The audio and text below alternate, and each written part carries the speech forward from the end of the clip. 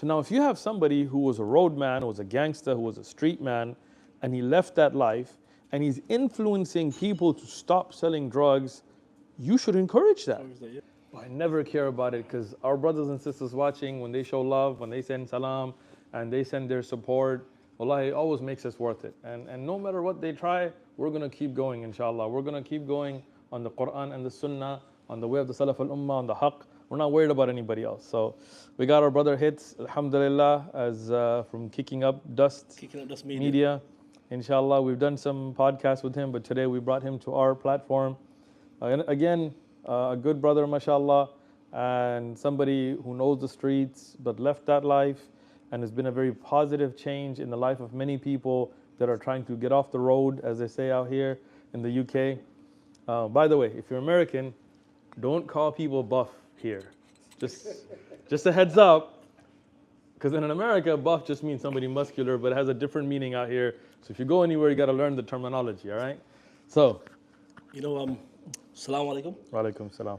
I wanted to touch on a few things. We can only get 2 people at a time on the camera because of the YouTube, I think it's just portrait mode, right? So I'll let Yusuf come back. I just wanted to touch on a few things that I think is very important regarding Muslims in prison. One thing, we sometimes don't mention is that a lot of these people in prison, Muslims, they turn Muslim in prison. Yeah. So when someone takes the Shahada, all their sins are forgiven. Do you understand what I mean? Of course. So this is something, we shouldn't overlook. So not everyone, and I'm talking about a lot of new Muslims, who got guidance in there. And some of the things I wanted to quickly touch on was that a lot of people on the outside don't know. Within prison, they have banned Islamic books. SubhanAllah. Books like, the lives of the prophets. Why would they ban a book that's so benign like the life of the prophets? Life of the prophets. They've banned the tafsir of Ibn Kathir. Wow. There's a blanket ban on that. You can't get that in any prison now. And I've heard now they've started to even ban certain Arabic books to learn Arabic from. Wow. So but that makes no sense because like Tafsir ibn Kathir, for example, is a standard used across the board. Everyone, yeah. Life of the prophets is just just talking about that. It's not an extreme book. It's not a radicalized. It's not a Wahhabi book, as people like to label. It's just such a strange thing. I had a book by Ibn Taymiyyah, and we were trying to send it to a prison in the U.S. And the response was, we don't allow Wahhabi books. And the funny thing is that Ibn Taymiyyah is, 400, 500, 600 years before Muhammad al-Wahhab was even born, Exactly. Yeah. So it just cracks me up how ignorant these kinds of things are. But why would they ban such commonly used? I mean, you could go to any library in the UK and pick up Ibn Kathir or pick up Lives of the Prophets, right? So what happens now, think about this logically now. So you ban these type of books, and in prison, let's say you do have one guy who's an extremist. You've opened the door now for him to radicalize, yeah, that's true. Because you have nothing to refute that with. So I'm thinking, is that actually the plan, to radicalize people? To get them radicalized? You understand? So with our brother, Abdurrahim,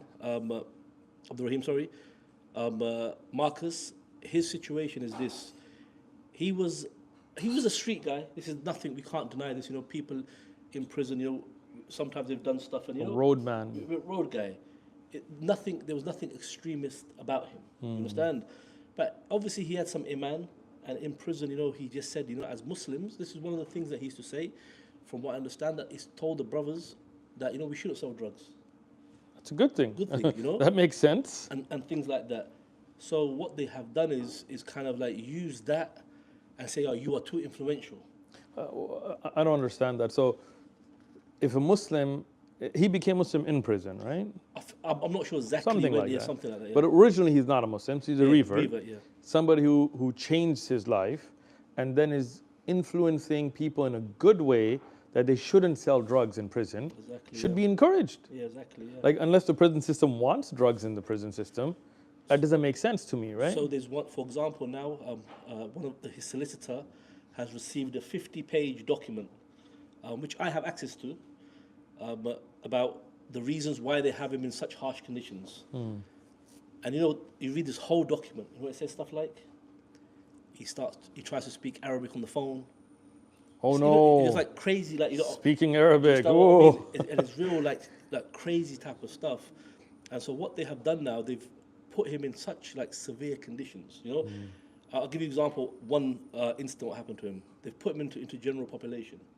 There were some Muslim brothers selling spice. Spice is illegal, is illegal now. It used to be illegal high, but now it's illegal. What is It's a it like? synthetic drug, basically. Okay. Without going into details. So some Muslims were selling drugs on the wing. He said, "Yo, we're Muslims. We shouldn't do that. That's a good thing. That's a good thing." Yeah, I would do that. So the brothers stopped selling the drugs. Alhamdulillah. The system said, "No, you have too much influence," and took him back into solitary conditions. So they want them to sell spice? The issue with him is exactly that. This is what they said. They said every wing that he goes on, like, is all about Islam.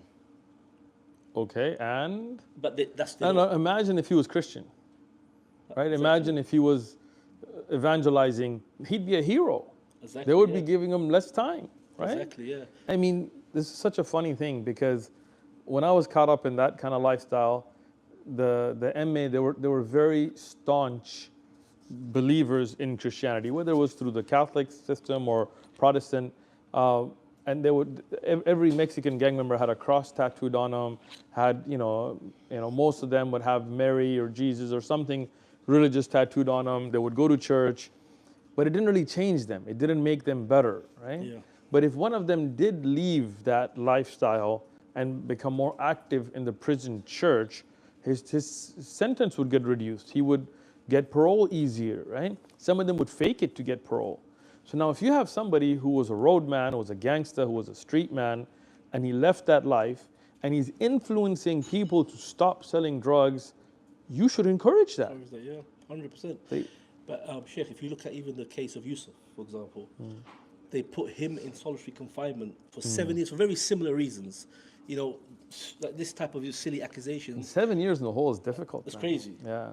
So now he's out of prison, and he's now going to prisons to speak to prisoners about reform. Alhamdulillah. So this shows, and people, this is what people do not understand.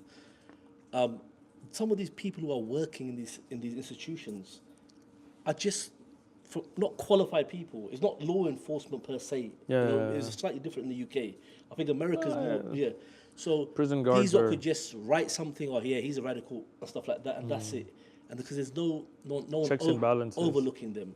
So like I said, they had the brother in Yusuf in solitary confinement for 7 years, and then now he's going to prisons to talk about reform. So where does it make sense? Where was the crossover? Yeah. You understand?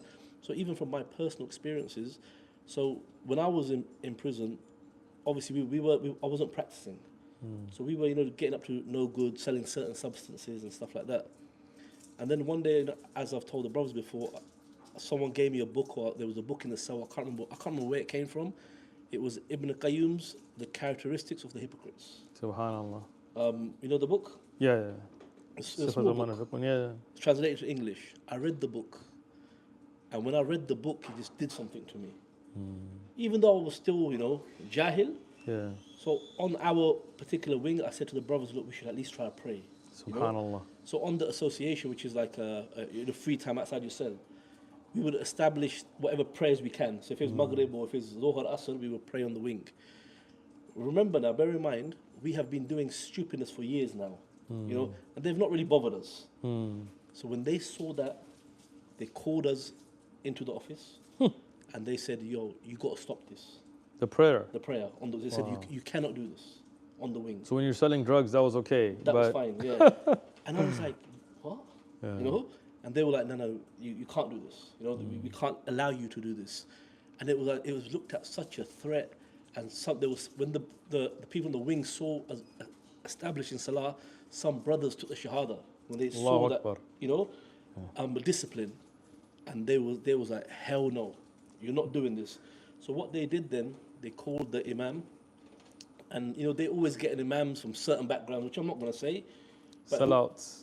Yeah, Goofies. So they were even trying to get the imams help in dealing with us. But and in the end, they banned the prayer in congregation on the wing. SubhanAllah. And those imams that are working for the system didn't object. You find the odd one that will try to help you, but some of them, because they're part of the system kind of sort of thing. So they banned the salah on the wing. Jazakallah khair. and things like that, and they actually start putting that tag on people, extremism, because you're praying 5 times a day, and things like that. See, but this is another thing that's driving me crazy is this, even from amongst Muslims, right? From others we expected, from amongst Muslims, when you just live by Islam, they want to label you, right? This is a Wahhabi, this is an extremist, this is that. And the funny thing is that we are just living by Islam. We're not doing anything strange or anything like that. And they keep trying to label us with things like this.